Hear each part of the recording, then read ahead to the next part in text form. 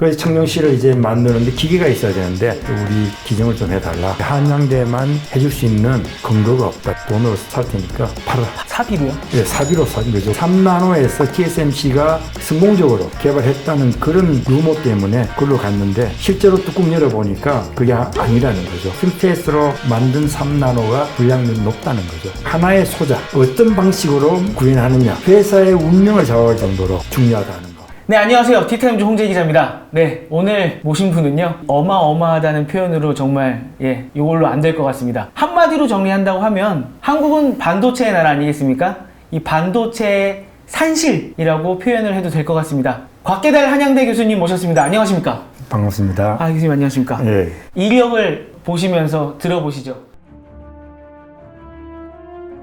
지금은 이제 현직은 아니시고, 예, 네. 은퇴 교수입니다. 은퇴를 하셨죠. 예. 네. 지금 뭐 글이 하도 많이 올라가고 있을 것 같은데 딱 그냥 몇 개만 딱 찍어서 제가 한번 소개를 해드리면은, 일단 한양대학교에서 81년부터 교수님을 하시면서 우리나라에 이제 반도체를 가르치실 수 있는 교수님을 양성하신 분이고요. 그리고 또 IEE라고 하죠. 저희 되게 많이 들어본 축약어인데, 이게 국제 전기 전자 기술자 협회. 예. 그래갖고 IEE 많이 들어보신 이유는 그거예요. 전자전기 표준을 결정하는 곳인데, 또 그쪽에서 확약을 하신 분입니다. 그거부터 좀 한번 여쭤볼게요. 제 이력을 보니까 이 IEE 서울 섹션의 회장을 하시고, 그 다음에 IEE 코리아 카운슬 1기 회장님이시거든요. 예. 뭐 이게 어떤 거 하신 거예요? 그러니까 IEEE 우리가 통칭인자 IEEE라고 우리가 이름을 합니다. 그럼 이제 정확한 협회의 이름은 국제 전기 전자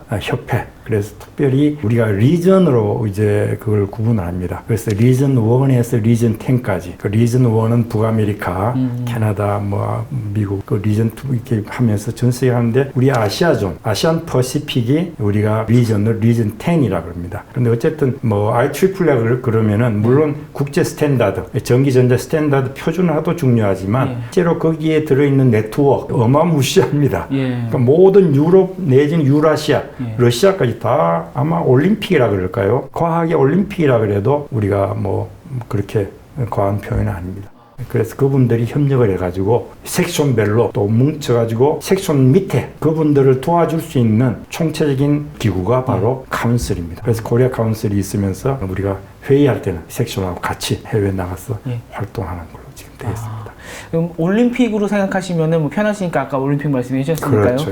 그 전기전자 쪽에 IOC 같은 그런 느낌으로 보면 될 것 같고, 정확합니다. IOC 같은 경우는 뭐 4년에 한 번씩 모여서 다음 차기 개최국을 정하고 뭐 이런 것도 하잖아요. 그럼 이 IEEE 같은 경우도 모여서 뭐 표준을 정한다거나 그런 거 할 때 이제 대표로 나가시는 겁니까? 그거는 이제 표준화라고 하는 소사이어티가 있습니다. 그 리전하고 기술을 분리를 합니다. 그러니까 리전이 전체적으로 우리가 분포되어 있고, 그 안에 전공별로 소사이어티가 되어 있는데, 그 안에 표준화하는 전공하는 그 모여 있습니다. 한국도 우리 멤버 중에서 참여를 해가지고 표준에 참여하는, 결정하는 참 그런 것도 있고, 사실 그런 이제 회의를 할 때 예를 들어서 IEEE 전체 본부 총회를 하는 4년에 한 번씩 하는 뭐 그런 때도 있고, 또 아니면 우리가 리전 10 안에 또 매년 그 대표제는 국제 컨퍼런스를 주최를 합니다. 실제로 총회할 때는 또 리전 10 말고 전체 할 때는 우리가 그 본부로 간다든가 뉴저지로 가면서 활동을 활발하게 하고 있습니다. 네, 멋있습니다. 정말 멋있으십니다. 어떻게 보면 세계를 움직이는 기관인 거잖아요. 코어죠, 어떻게 보면. 뭐 IOC나 저희가 잘 아는 피파라던가 이런 데보다 훨씬 더 우리의 진짜 전 세계를 움직이는 그런 모임이라고 해야 될까요? 그룹이 아닌가 싶습니다. 요것도 정말 대단한데요. 하신 일 중에 딱 눈에 들어오는 게 이 한양대학교 첨단 반도체 연구센터 소장님을 하셨는데, 요 첨단 반도체 연구센터를 또 셋업하신 분이 우리 곽 교수님이시잖아요. 그 당시 제가 81년에 3월에 한양대학교 제가 부임을 했고, 그때는 뭐 반도체라는 단어 자체를 이야기하는 거 꺼린 때였었어요.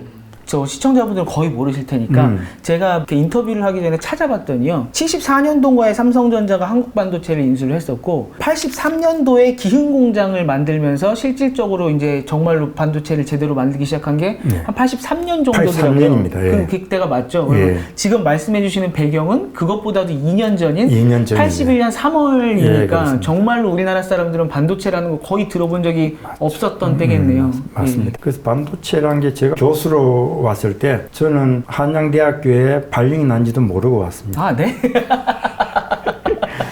그 정도로 네. 그 당시는 외국 박사랑 귀한 때고 또 제가 왔을 때 반도체를 했다 그래가지고 우리 전작가 교수님들이 굉장히 반겼습니다. 왜냐하면 반도체를 가르치기가 쉽지 않은 그런 과목이다 보니까 네. 저는 진짜 환영받고 온 진짜 드문 케이스의 교수 중에 하나입니다. 예전으로 치면 거의 목화씨 갖고 오듯이 해외 가고 반도체 그렇죠. 기술을 배우신. 진짜 저는 환영 많이 받았어요. 네. 모든 교수님 사랑을 받고 그때 나이가 제가 온 지가 32에 왔으니까 그 당시에 한양대 교수님을 오셨을 때는 지금 거의 최초이신 거고 우리나라 전체로 봤을 때는 이 반도체에 대해서 가르치실 수 있는 분이 그때 뭐 어느 정도 혹시 되셨던가요? 그때 제가 이제 왔을 때 그때 우리 그 카이스트 다행히 그 원로 교수님이 한 분 계셨어요. 예, 예. 김 교수님인데 예.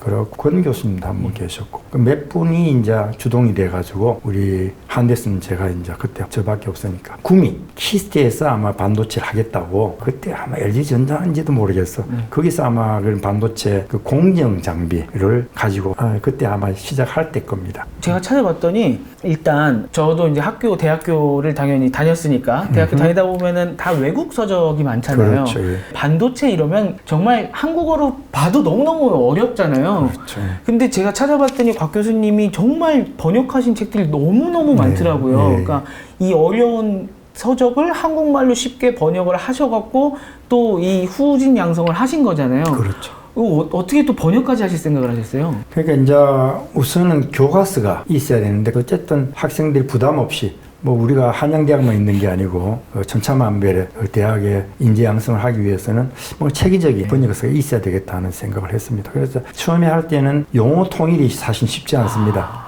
용어 통일에 굉장히 우리 어려움을 겪으면서 그 용어 통일은 누가 해주는 거예요? 저 같은 경우는 다행히 우수한 인재들이 제 밑에 예. 학생들로 구성이 되어 있어가지고 예. 박사과정 학생들 위주로 해가지고 이제 많이 번역에 도움이 된 거죠. 그 번역을 했을 때 거의 교수님이 정하신 그 용어가 우리나라에서 한국말로 쓰이는 경우가 많겠네요. 외국 단어가. 어쨌든 최선을 다해서 통일을 시키는 하지 않으면 책 가치가 없어지니까 예. 오히려 혼돈만 되니까 예. 거기에 주력을 한 편이었죠. 어떻게 보면은 사전도 갖다 놓고 또 일본 사전도 갖다 놓고 많이 이제 꽤 고생한 생각이 납니다. 그래서 저는 사실 인터뷰 준비하기 전에 생각했던 거는 워낙 유명하신 반도체 관련 교수님이시다 보니까 교수님이 배출하신 뭔가 연구원이라던가 이런 분들이 굉장히 많겠구나라고 생각했는데 제가 이제 또 듣고 하다 보니까 그런 분들을 양성하신 교수님들 계속 양성하셨더라고요. 그리고 또 첨단 반도체 이 연구센터도 직접 만드신 거잖아요. 그렇습니다. 네. 그때만 돼도 요즘 소위 이야기하는 청정실이죠. 클린룸인데 그때만 돼도 클린룸이라는 개념이 거의 없었습니다. 서울대학교 공동 반도체 연구소가 정부의 도움으로 설립이 되기 위한 그 발기인이 있었어요. 그때 내가 이제 참여를 해가지고 어떻게 하면은 이 서울대학 공동 반도체 연구소가 정부에서 주저하지 않고 획기적으로 밀어줄 수 있을까 하는 거기에 고민을 많이 했습니다. 근데 그때 하나 에피소드가 있어요, 사실은. 근데 그때 이제 서울시가 주관이 돼가지고 이제 서울대학의 공동 반도체 연구소를 설립하는 걸로 그렇게 됐는데 서울시라든가 공무원 담당자들이 그렇게 뭐 반도체에 대한 개념이 없었기 때문에 그렇게 밀어줄 수 있는 분위기가 아니었었어요. 야, 그러면은 우리 한양대학교에서 갖고 가겠다. 우리는 필요한 거 다 우리가 뭐 스페이스 다 될 테니까 우리 한 대 갖고 가겠다. 이런 식으로 발제를 했었어요. 약간 자극하신 거군요. 자극한 거죠. 왜냐하면 제가 그 국가의 그 분위기를 아니까. 서울대학도 사실 국가기관이잖아요. 그러다 보니까 그런 어떤 시행하는 분들한테 자극이 없으면은 이게 시간이 걸립니다. 그 결정하기가 쉽지 않고 그냥 국가 돈을, 이 귀한 돈을 써야 되기 때문에 어쨌든 예. 좋은 아이디어라 그래가지고 시작을 했고 서울대학에서 예. 드디어 그게 만들어졌습니다. 만들어지면서 그때 한 30억 아마 투자를 한 걸로 알고 예, 예. 있어요. 그 청정실 짓고 네. 그 교수님들도 초빙하고 예.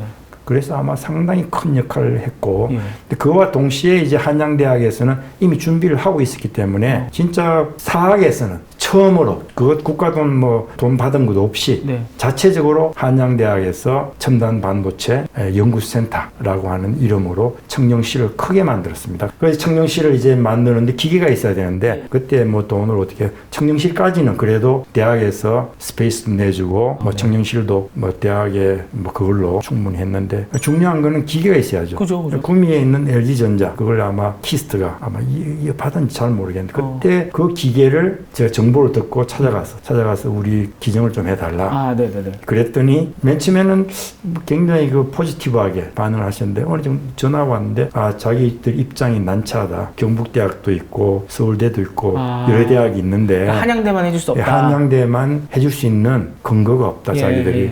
그랬어요. 그럼 오케이. 그러면은 우리는 기증을 안 받고 우리가 물건을 사입하겠다. 사겠다 직접. 구입하겠다. 돈으로 살 테니까 팔아라. 네. 그래서 우리한테 한양대학으로 갖고 오게 됐습니다. 근데 아까 학교에서는 이제 더 이상 투자를 하기 힘든 상태가 그렇죠. 왜냐하면 그게 투자 안 된다 그러면은 처음부터 학교가 움직일 수가 없죠. 그러니까 학교에서는 다 걱정 안 해도 된다. 이건 자신 있으니까 이것만 틈만 있으면은 내가 기업 가서 다 기회를 받겠다. 이런 식으로 이제 설득을 했고 막상 일을 해보니까 기업의 입장이 있더라고요.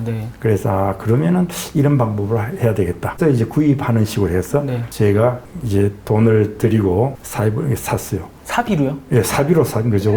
그때 뭐 어떻게 학교에서는 내가 거짓말 할 수 없으니까. 근데 반도체 장비가 뭐 컴퓨터 한 대 뭐 100만 원짜리도 아니잖아요. 그렇죠. 그러니까 이제 그 당시 돈으로 그래도 뭐 꽤 값이 나갔었습니다. 너무 멋있으십니다, 진짜. 멋있는 게 아니라 그때는 죽을 둥 살 둥 했어요. 이게 81년도 아까 말씀하신 것처럼 83년도에 삼성이 실질적으로 시작이 된 거고 그다음에 81년부터 하셨으니까 우리나라의 반도체 역사랑 함께 해오셨잖아요. 그렇죠. 예. 이게 저도 정확히 그 당시에 대해서는 잘 모릅니다만 찾아보고 하다 보면 처음에 시작할 때부터 전 세계를 주름잡을 수는 없는 거잖아요. 그럼요. 예. 처음에는 분명히 팔로워의 역할이었을 거고 어느 순간부터는 이제 우리나라가 이제 치고 나가는 역할이 됐잖아요. 그렇습니다. 그 치고 나가는 역할에 우리 교수님께서 큰 몫을 해주셨다고 볼 수도 있는 건가요? 뭐 저는 사실은 우리가 어떤 반도체 산업이라고 했을 때 새로운 산업입니다. 새로운 분야의 산업인데 교육이 사실은 가장 가성비가 큰 겁니다. 내가 그때 몬트리올인가 어떤 캐나다인지 뭐 워싱턴이신지 기억이 안 나는데 국제학교를 갔는데 이제 우리가 그 세션이 있잖아요. 방도 많습니다. 큰 우리 국제학교니까. 근데 한 번은 가보니까 다른 방이 다 텅텅 비었어요. 근데 내 제자가 이제 발표를 삼성맨인데 발표를 하는데 그걸로 다 모인 거야. 그래서 내가 물어봤어요. 야, 어찌 이렇게 인기가 있냐. 나 그때만 해도 삼성이 그렇게 독자적인 기술이 있는 줄 몰랐었어요. 야, 뭐가 그렇게 중요하냐. 근데 이제 그게 한 질문한 친구가 있었어요. 인도에 같은데 아마 어느 유수 반도체 회사에서 파견된 친구예요. 근데 이 친구가 물어보는데 사나막의 두께를 이야기를 물어봤어. 그랬더니 이제 우리 제자 발표자가 이야기를 했어요. 그건 얼마라고.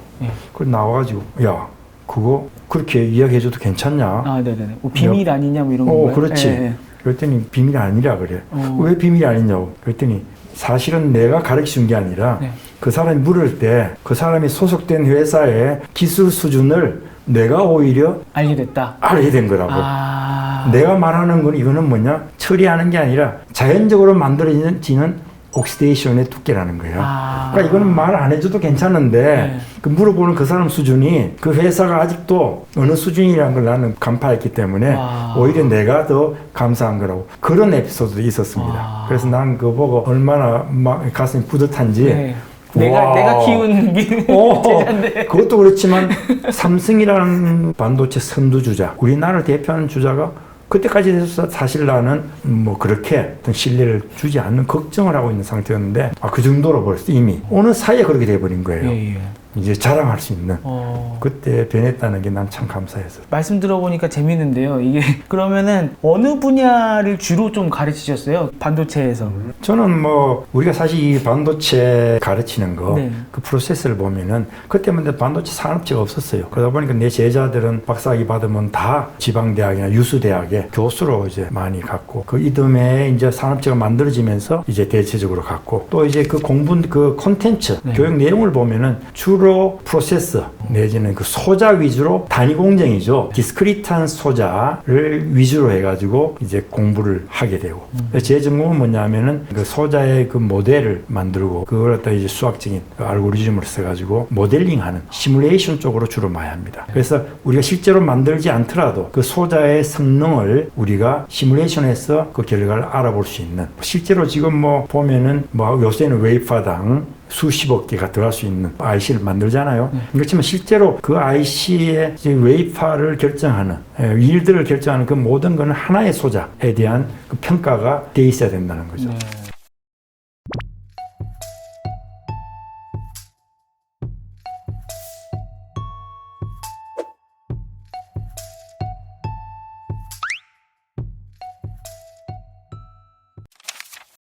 또 이제 그 공부 그 콘텐츠 교육 내용을 보면은 주로 프로세스 내지는 그 소자 위주로 단위 공정이죠. 디스크리트한 소자를 위주로 해가지고 이제 공부를 하게 되고 제 전공은 뭐냐면은 그 소자의 그 모델을 만들고 그걸 갖다 이제 수학적인 그 알고리즘을 써가지고 모델링하는 시뮬레이션 쪽으로 주로 많이 합니다. 그래서 우리가 실제로 만들지 않더라도 그 소자의 성능을 우리가 시뮬레이션해서 그 결과를 알아볼 수 있는 실제로 지금 뭐 보면은 뭐 요새는 웨이퍼당 수십억 개가 들어갈 수 있는 IC를 만들잖아요. 그렇지만 실제로 그 IC의 웨이퍼를 결정하는 일들을 결정하는 그 모든 것은 하나의 소자에 대한 그 평가가 돼 있어야 된다는 거죠. 그러한 하나의 단위 소자를 만들기 위해서 실제로는 각 프로세스 간의 어떤 그런 코퍼레이션이 만들어져야 되겠죠. 그렇게 보면은 소자부터 프로세스 단위 공정부터 소자에서 이제 설계 쪽으로 회로죠. 회로를 만들고 그 회로를 계속 반복시켜가지고 IC 칩으로 가는 그런 공정에서 일련의 공정을 우리 학생들이 배우는 거죠. 책에서. 일단은 만들어 보지 않았지만 회로 설계라든가 그런 것도 학교에서는 충분히 그런 그 워크스테이션이라든가 이거 가지고 실험할 수 있는 그런까지 대학에서 그 당시에는 한 걸로 저는 생각합니다. 반도체가 지속적으로 이렇게 발전돼 가는 그 과정이 결국은 그럼 단위 공정과 소자가 혁신이 되면은 그 다음으로 그렇죠. 가는 건가요? 예. 그 다음으로 가서는 이제부터 사진 작업입니다. 그 마스크를 이용한 이제 우리가 마스크와 그런 포토 레지스터를 이용해가지고 실제로는 그걸 수없이 반복하는 그런 식으로 만듭니다. 그러니까 하나의 단위 공정에서 단위 소자가 되고 단위 소자가 또 연결돼가지고 모여가지고 회로가 되고 회로가 만든 게 하나의 칩이 되고 그 칩이 수억 개가 하나의 웨이퍼에 만들어지는 그 공정을 다 공부를 해야 되는 거죠. 그 기사 보면은 포토 뭐 레지스트인가 그 자주 나오잖아요. 그게 사진 기술이에요? 그렇죠. 사진 기술에 일련의 사진 기술에 필요한 그 과정입니다. 그게 똑같습니다, 사실은. 그러니까 우리가 생각할 때 사진 기술, 그 반도체가 무슨 상관이 있어? 그죠. 똑같습니다. 저희는 제일 궁금한 게 이 TSMC와 또 삼성전자의 전쟁 아닙니까? 예. 그쪽에서 어떻게 보세요, 교수님? 요새 뭐 3나노 뭐 전쟁 뭐 이거 얘기 나오고 하는데. 삼성은 메모리를 만들었잖아요. 예. 메모리를 만들어서 사실은 대한민국의 반도체를 세계적으로 끌어들인 하나의 그런 이유가 된 거죠. 근데 메모리가 있고, 근데 사실은 시스템 IC라 그래가지고 시작은 몇 년 안 됩니다, 사실은. 특히 삼성 입장에서는 물론 하나의 부서로서는 연구를 했었어요. 우리 SK 하이닉스도 마찬가지죠.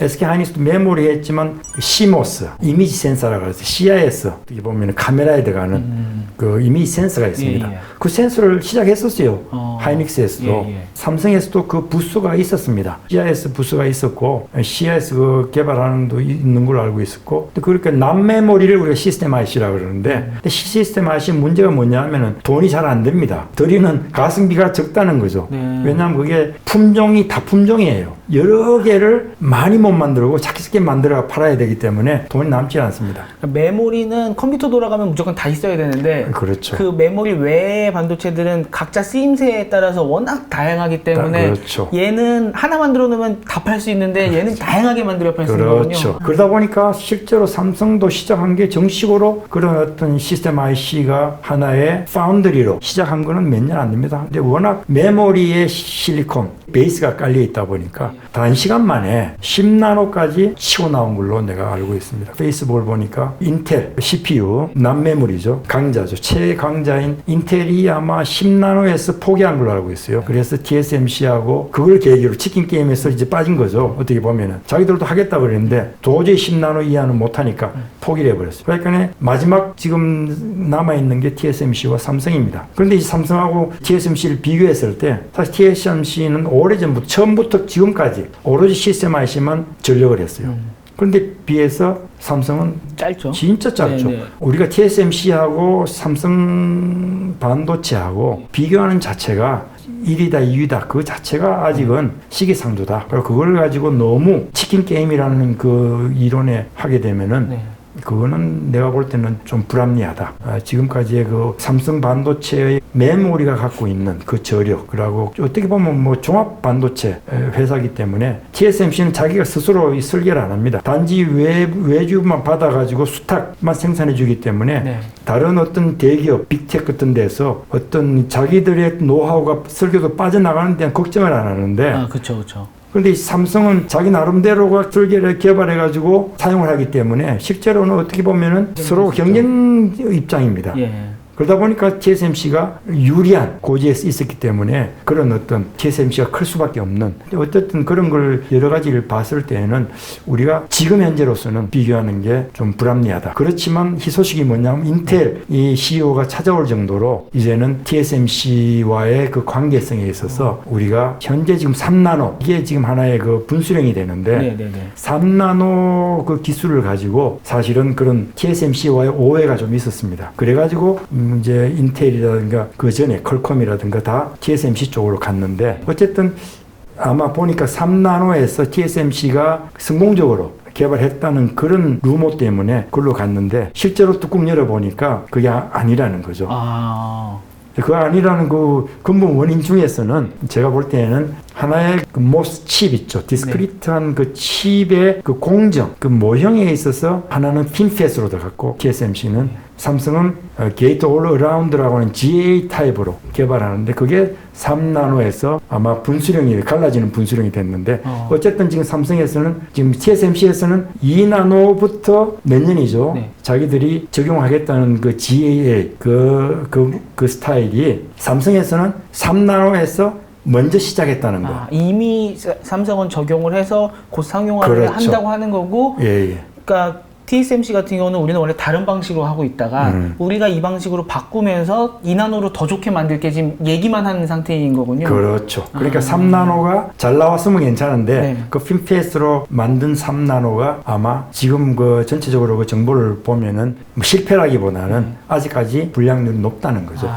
그러니까 아마 지금 말하는 애플이나 지금 그 전에 거래한 사람들도 3나노가 아니라 5나노 내지 6나노 기술로 적용하는 걸로 바뀌어져 버리는 겁니다. 그 결과를 보면은 3나노가 안 됐구나. 실패했다는 걸 우리가 짐작할 수 있는 거죠. 그러니까 인텔에서도 아마 내가 볼 때에는 원래는 TSMC로 생각을 하고 있었는데 이번엔 잘 모르겠어요. 바이든의 네네. 어떤 그런 전략 때문인지 모르겠지만 제가 볼 때에는 이번 8월에 하반기에 삼성에서는 3나노가 아마 상용화하겠다는 아마 옳다는 생각을 해보네요. 그러니까 그 하나의 소자 어떤 방식으로 구현하느냐 하는 그만큼 회사의 운명을 좌우할 정도로 중요하다는 거, 그런 것들을 제가 학교에서도 가르쳐줘야 된다는 거, 우리의 역할이 그런 인재들이 있어야 된다는 거죠. 그래서 치킨 게임이 하나 잘못해가지고 잘못 결정하게 되면은 그 회사는 치킨 게임에서 물러날 수밖에 없다는 거. 몇 년을 뒤처지겠군요. 그렇죠. 뭐 적어도 한 2년 이렇게 뒤처지게 되면은 그게 다 투자금으로 이제 환산이 돼야 되겠죠. 저는 이제 그냥 기사를 봤을 때는 그 기사 제목에 그렇게 많이 나왔어요. 막 갈 길 바쁜 뭐 TSMC 뭐 급한가 보다 2나노 한다고 뭐 밝혀 이런 식으로 나오길래 그냥 잘 모르는 입장에서 봤을 때는 삼성은 3나노고 저게 2나노 한다고 밝힌 게 왜 그게 뭐 급해서 갑자기 질른 거라고 얘기를 하는 거지 좀 이해가 안 됐었는데 지금 교수님께서 설명해 주신 걸 듣다 보니까 제가 뭐 역도 선수라고 치면은 이미 지금 삼성은 180kg 이렇게 들어놓은 상태고 TSMC는 이거 180kg 들 수 있을 줄 알았는데 못 들어갔고 우리 내년에는 한 190 바로 들게 이제 이렇게 얘기해 놓은 상태군요. 예, 바로 그게 정확한 표현입니다. 그래서 이제 좀 더 지금 급해졌다 이렇게 그렇게 보시면 생각을 됩니다. 하고 있는 거군요. 좀 기뻐할 만한 일이군요. 그럼요. 원래도 사실 아마 지금 그 퍼센티지를 보면 TSMC하고 CSMIC 분야에서만 보면은 TSMC가 한 56% 전체 구성해서 그러고 삼성이 17%그 정도 차이예요. 그 정도 차이를 우리가 실감나게 이야기하면은 TSMC의 총 매출이 아니라 그 이득 부분 보다도 매출이 비슷하다는 거예요. 삼성의 매출이 아직은 엄청 차이 나는 거다. 네, 그렇죠. 엄청 차이 나죠. 그런데 문제는 뭐냐? 원래 인텔을 이기고 세계 총 1등을 한 거이 삼성 반도체입니다. 그 총 매출, 메모리를 포함한 반도체 1등을 이번에 탈환한 겁니다. 그러니까 삼성의 그 위력은 진짜 아무리 우리가 자랑스러워해도 부족하지 않다는 거. 그것을 오늘 밝히고 싶네요. 삼성에 대해서 말씀해 주셨지만 저는 꼭 말씀드리고 싶은 게 그런 삼성뿐 아니라 우리나라 반도체가 이렇게까지 올라오는 데 있어서 정말 큰 공헌을 하신 교수님이십니다.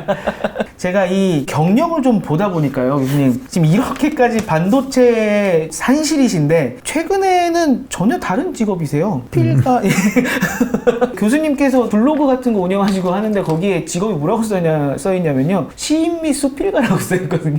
이거 무슨 이야기입니까, 교수님?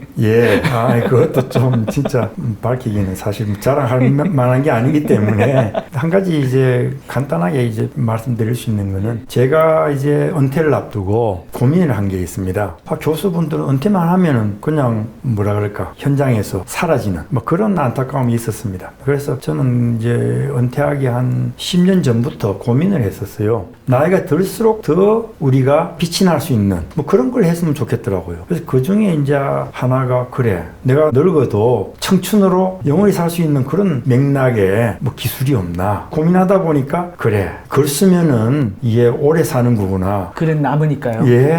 그래서 이제 글을 써야 되겠다. 근데 발표할 때가 뭐 신문사에 내가 매일 뭐 발표할 수도 없는 거잖아. 기자를 하실 건 아니고. 그러니까. 근데 제가 지금부터 한 13년 전에 그때 페이스북이 뜨기 시작했어요. 저는 그걸 페이스북을 보면서 와, 내가 세계와 소통할 수 있는 도구가 생겼구나. 이제 생각에 정말 저는 너무 기뻤었어요. 그러면서 그때부터 페이스북을 통해 가지고 제가 갖고 있는 그런 많은 것들을 이제 나누기 시작했었어요. 근데 이 해보니까 처음에는 한 몇 년 동안은 페이스북 문화가 잡히질 않았어요. 그렇죠. 그러다 보니까 저는 그랬어요. 여기 처음부터 저는 페이스북이나 모든 데서 나의 가명을 안 쓴다. 난 모든 걸 다 있는 그대로 밝히겠다. 정말 죄송합니다만 그 페이스북 나올 때도 이미 연세가 환갑분 되셨을 때 환갑이었죠. 그러면 그 어린이들이 하는 그 SNS가 당연히 안 와닿으셨을 것 같은데. 그래서 저는 우선은 이제 뭐를 남기겠다고 하는 부담 없이 남의 구속을 안 받고 남기겠다는 오로지 그 일념이 있었기 때문에 그때는 뭐 어떤 상황을 그냥 세계와 통할 수 있다는 거. 일단은 유럽과 아시아를 아우르는 전 세계적으로 저는 소통할 수 있는 수단이 있다. 그래서 저는 자신 있게 처음부터 영어로도 막 시작하고 했었어요. 근데 지나고 나니까 이게 아니구나. 왜요? 몇 년 지나고 난 다음에 수준이 안 돼요. 수준이 안 되다 보니까 이제 수준이 맞춰가지고 이제 제가 작게 시작한 거죠. 그래서 이제 영어, 프렌치 막 다 하다가 나중에는 한국어로 집중해야 되겠다. 집중해야 되겠다. 그래서 하나라도 제대로 건지자. 그래서 그때부터 글 쓴 게 지금까지 쓰는데 사실은 SNS가 여러 가지가 있잖아요. 뭐 여러 가지 전 다 합니다. 사실은. 보니까 뭐 블로그부터 다 있더라고요. 제 애드레스 다 있어요. 근데 제가 감사한 거는 이 네이버 블로그가 나왔기 때문에 페이스북은 하나의 많은 사람들과 어울릴 수 있는 그러니까 하나의 댓글을 통한 그런 소통의 장소가 됩니다. 그러니까 하나의 도화가 되죠. 거기서 수많은 정보를 모아가지고 그걸 또 하나로 업그레이드 시켜가지고 네이버 블로그에 마지막 나의 아카이브를 해가지고 제가 축적을 합니다. 공학자나 과학자가 글을 많이 써야 된다는 제가 말씀을 해주신 걸로 알고 있는데 이 뭔가 과학하시는 분이라던가 이 이과 쪽이 글을 잘 써야 되는 이유가 있나요? 저는 본질적인 문제라고 저는 생각합니다. 우리가 인생이 왜 삽니까? 표현하기 위해 사는 거예요. 그러니까 미국에 가보시면은 어린애들 교육 보면은 오로지 표현을 위한 수단으로 공부를 갖고 간다는 사실. 그거 우리가 알아야 됩니다. 그래서 어릴 때부터 걔들은 라이팅, 레포트 쓰는 그것이 전부입니다. 저도 미국에 있으면서 내 아기를 키웠는데 거기서 유치원도 보내고 중고등학교 다 보내면서 제가 옆에서 살핀 결과로서는 어떻게 저게 에세이에 대한 그 에세이가 이제 자기 생각하고 있는 걸 쓰는 겁니다. 그 표현을 하는데 오로지 글입니다. 거기서는. 그러니까 에세이라는 얘기 엄청 많이 들었거든요. 다 에세이죠. 그러니까 수필이죠. 한마디로 내가 생각하는 걸 그대로 표현하는 겁니다. 그게 에세이입니다. 그러니까 그 표현이 어디서 나오겠습니까? 생각에서 나온다고 착각하면 안 된다는 거죠. 사실은 생각보다 그 전에 뭐냐? 내가 체험을 해야 돼요. 그리고 내가 체험을 할 그 동기에 대해서 동기가 있어야 된다는 거죠. 그걸 내 안에 콘텐츠가 있을 때 생각으로 변하고 그것이 뭐가 생각이 나고 그것이 글로 나온다는 거죠. 그러니까 프로덕트 밖으로 나오는 산출물은 글밖에 없다는 거죠. 물론 그것이 이제 무용어로 되고 좀 더 승화돼 가지고 뭐 미술로도 되고 하지만 실제로는 글만큼 우리가 쉽게 접근할 수 있는 방법은 없다는 겁니다. 최고의 수단이죠. 글 쓰게 되면은 의외로 거꾸로 글로 나온 그 결과물을 통해 가지고 오히려 내가 피드백을 받는다는 거죠. 선순환이 만들어져 가지고 실제는 내가 나를 보는 거울의 역할을 한다는 겁니다. 나의 어떤 그 성찰, 내면의 성찰이 글을 통하면은 가장 쉽게, 가장 확실하게 만들어지기 때문에 죽도록 글을 쓰기만 하면은 그 사람은 조건 없이 이미 인생을 성공한 인생이 된다 하는 걸 제가 설명드릴 수 있겠습니다. 근데 뭐 교수님께서는 반도체가 어려운 거 공부하시기도 진짜 힘드셨을 텐데 요새 젊은 세대들이 엄청 모든 일에 치여서 힘들어 하잖아요. 바쁘고. 그 삶 속에서 정말 글을 쓰고 내 에세이를 작성해 보는 게 실질적으로 도움이 됩니까? 예, 그것도 진짜 이제 할 수밖에 없는 그런 질문이네요. 네. 오늘 제가 우리 어렵게 생활하시는 분들에 대해서 뭐 어떻게 해드릴 수 있는 말은 딱 하나. 본질은 변하지 않는다. 그러니까 기본에 충실하다 보면은 그런 바쁜 것들이 어느 순간에 다 순화되는 그런 어떤 경지까지 갈 거라는 제가 확신이 믿음이 있습니다. 그래서 저는 지금까지 공들여서 글을 써오고 하는 것들이 다 사실은 Z세대 분들이 앞으로 이 변화된 시대의 주인공이에요. 선구자입니다. 앞으로는 싫든 좋든 이 변화된 시대를 이끌어가야 될 사람들이기 때문에 그분들이 지금 현실에 닥치는 그것도 중요하지만 내가 누구인가 하는 그 근본에 대한 어떤 생각 내지는 수단에 대해서는 제가 100% 자신 있게 도움이 될 거라는 생각을 하기 때문에 말씀드린 겁니다. 네. 오늘 뭐 반도체 말씀부터 이제는 정말 이제 수필가에서 말씀까지 해주셨는데 반도체를 공부하시고 가르치셔서 그 이제 시장을 열어주시는 꽤 큰 역할을 해주셨었고 그다음에 이력을 보셨으면 전 세계를 돌아다니시면서 네, 거기는 뭐 명예교수도 하시고 뭐 파견을 가시기도 하시고 뭐 교환 교수도 하시고 아니면 뭐 자문 같은 것도 하시고 정말 많은 나라를 경험해 보신 이 여행은 아니지만 이 여행자로서의 입장 많은 나라를 나가보신 입장 반도체라는 산업을 연 입장 그다음에 마지막 글 쓰는 이 세 가지를 정말 다른 사람들이 봤을 땐 부러울 만한 세 가지를 다 갖추셨는데 그 중에 딱 한 가지만 꼽으라고 하면은 이 인생 살면서 뭐가 제일 중요합니까? 저는 방금 전에 제가 말씀드린 것처럼 근본이 무언가 근본만 우리가 알고 지키면서 살아가면은 우리가 그런 어려운 상황이라든가 뭐 어떤 변화에 대해서 굉장히 우리가 강점을 확보할 수 있는 거 아닌가 하는 그런 생각을 해봅니다. 사실 어릴 때 내 그 꿈이 한 번도 약해진 적이 없었습니다. 지금도 그때 꿈 그대로 갖고 살아가고 있는 중에서 제가 공학도가 되고 교수가 되고 세계를 향한 그런 글로벌리제이션의 그런 어떤 선도할 수 있는 그런 아마 열정이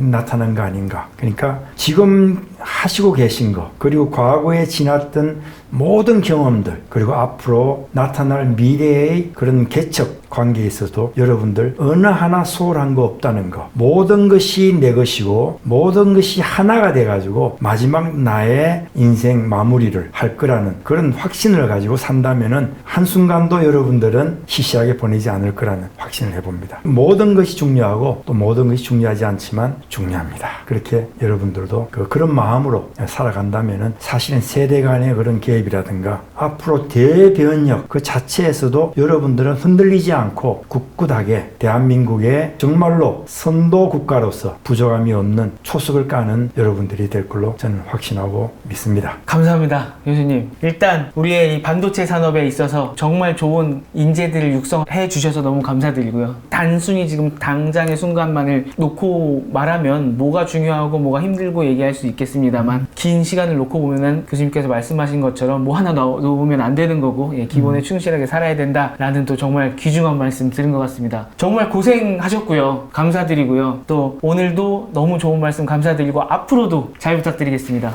제가 감사드립니다. 네. 오늘 너무 수고 많이 했습니다. 네, 교수님 너무 감사합니다. 네, 감사합니다.